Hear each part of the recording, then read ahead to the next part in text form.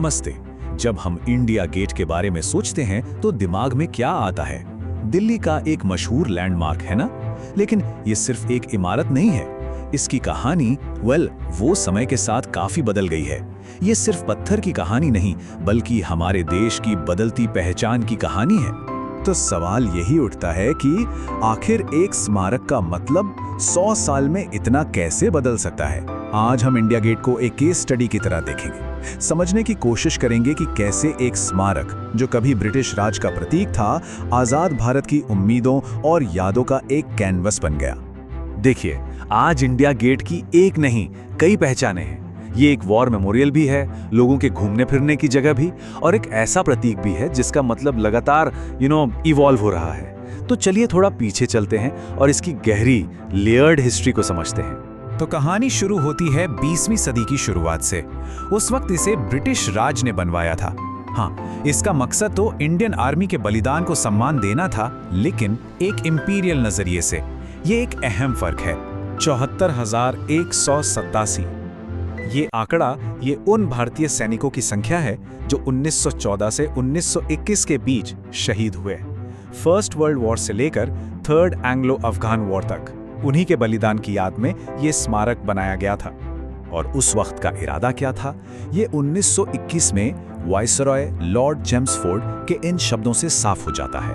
उन्होंने कहा था कि ये स्मारक ज्ञात और अज्ञात वीरों की याद में एक श्रद्धांजलि है जो आने वाली पीढ़ियों को प्रेरणा देगा। मतलब ये ब्रिटिश राज की सोच थी, उनकी नज़र में वीरता का एक प्रतीक। वैसे इसका असली मतलब ऑफिशियल नाम ऑल इंडिया वॉर मेमोरियल था। और एक इंटरेस्टिंग बात बताऊं, इसके डिजाइनर सर एडविन लुटियंस ने इसे पूरी तरह से सेक्युलर बनाया था, कोई भी धार्मिक प्रतीक नहीं। उस जमाने के हिसाब से सोचिए ये कितनी बड़ी बात थी। और अगर कभी आप इंडिया गेट के पास जाएं तो देखेंगे कि ये सिर्फ एक बड़ी सी इमारत नहीं है। दीवारों पर जो 13,300 से ज्यादा नाम खुदे हैं ना, वो उस जंग की बड़ी तस्वीर को हर एक सैनिक की अपनी कहानी से जोड़ देते हैं। हर एक नाम एक जिंदगी की याद दिलाता है। फिर आया 1947, भारत आजाद हुआ और यहीं से इस स्मारक का मतलब बदलना शुरू हो गया।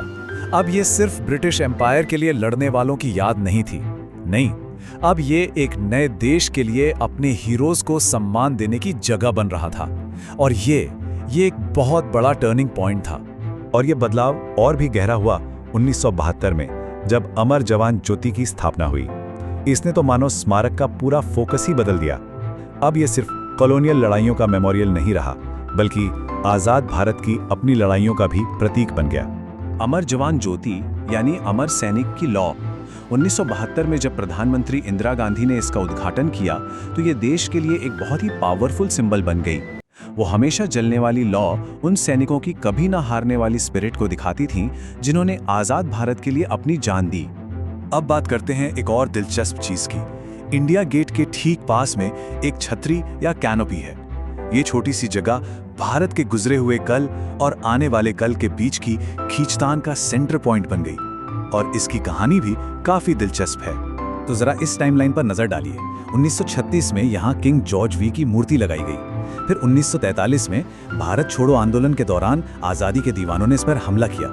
आखिरकार 1968 में मूर्ति हटा दी गई और वो छतरी 50 साल से भी ज्यादा तक खाली पड़ी रही, जैसे कोई सवाल हो जिसका जवाब ना मिला हो। असल में वो खाली जगह खुद में एक बड़ा स्टेटमेंट थी। वो दिखाती थी कि देश इस उलझन में है कि अपने कॉलोनियल प्रतीकों की जगह किसे दे।